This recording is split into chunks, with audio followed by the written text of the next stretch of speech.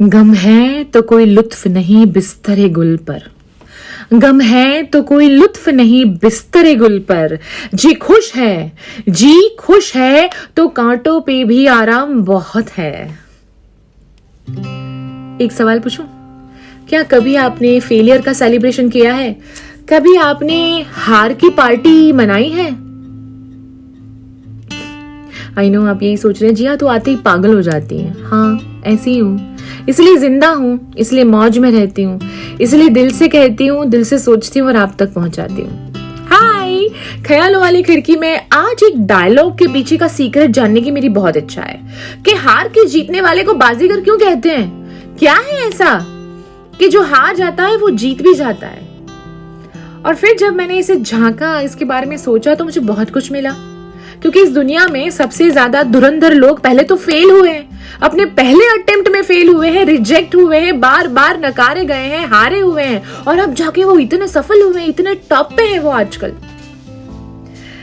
कल मैंने एक आर्टिकल पढ़ा और उसमें एक लेक्चरर है देवस्मिता चक्रवर्ती।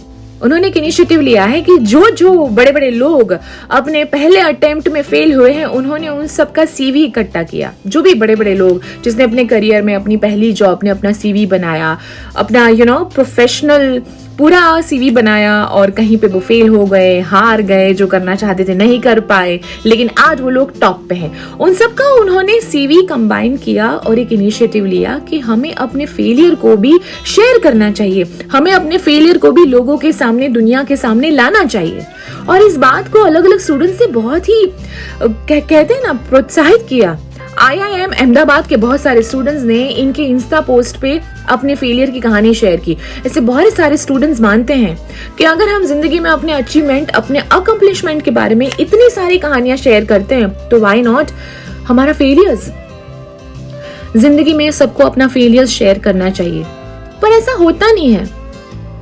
आप किसी भी इंसान से पूछो, किसी को भी ये पूछो कि आप यहाँ तक कैसे आए, किसी भी इंसान को, तो वो आपको ये नहीं बोलेगा कि एक जमाने में मेरी जेब में कौड़ी भी नहीं थी, या मेरे जूते घिस जाते थे, या मैं 2 इंटर में फेल हुआ था, या मैं 10th में फेल हुआ था, मैंने 12th में 2 अटेम्प्ट दिए थे। नहीं बोलेगा वो अभी के हाल चाल के साथ बड़े बड़े कोट्स बताएगा, अपने थॉट्स बताएगा, सक्सेस मंत्रा बताएगा। हम क्यों डरते हैं अपनी असफलता को एक्सप्रेस करने में? हम क्यों किसी और लोगों को हौसला नहीं बढ़ाते ये कहते हुए कि मैं फेल हुआ था, लेकिन सफलता तुम्हारे कदम चूमेगी अगर तुम अपने फेलियर को एंजॉय करोगे तो? किस पागल ने आपको कहा कि अगर आप अपने फेलियर के बारे में बात करेंगे तो आप छोटे हो जाओगे? मैं तो अब तक 15 साल का मेरा रेडियो करियर है, मैं 50 बार बोल चुकी हूँ कि मुझे विविध भारती ने 3 बार रिजेक्ट किया था।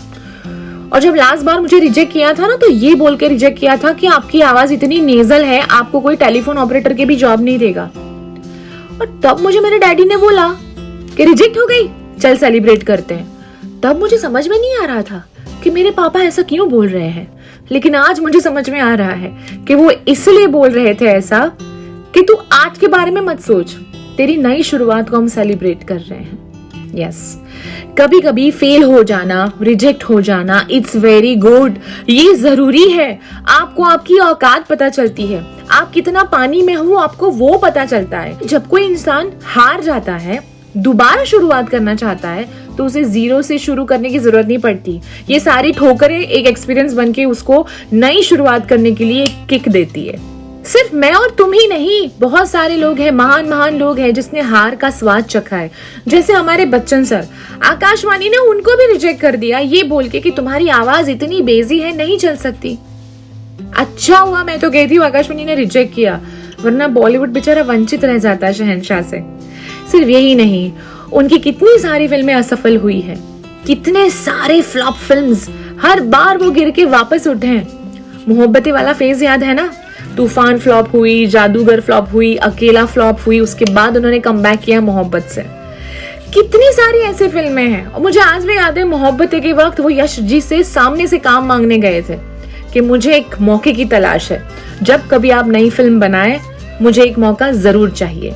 जब आप हार जाते हैं ना, तो आप अंदर से स्ट्रांग हो जाते हैं। आप दुनिया के सामने छाती ठोक के कह सकते हैं, I am ready for any storm. J.K. Rowling, Britain की मशहूर लेखिका जिसने हैरी पॉटर की सारी सीरीज लिखी है।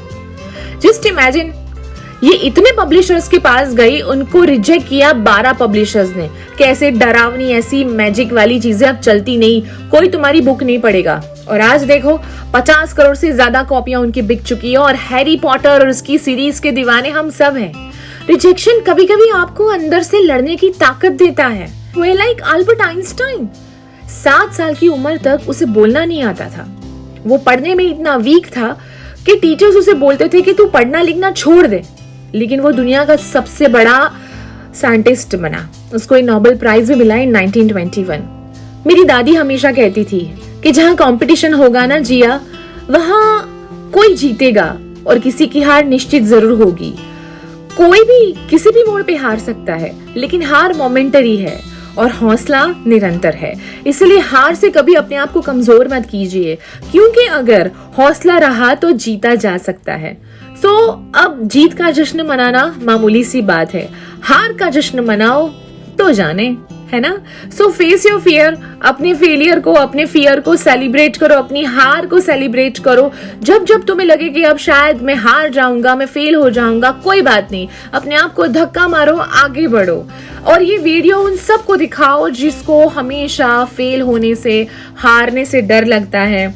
और हाँ, साथ में अगर आपकी भी कोई फेलियर की कहानी है, आपका भी कोई किस्सा है हार का, तो मुझे जरूर मेरे मैसेज में, इनबॉक्स में या मुझे डीएम कीजिए।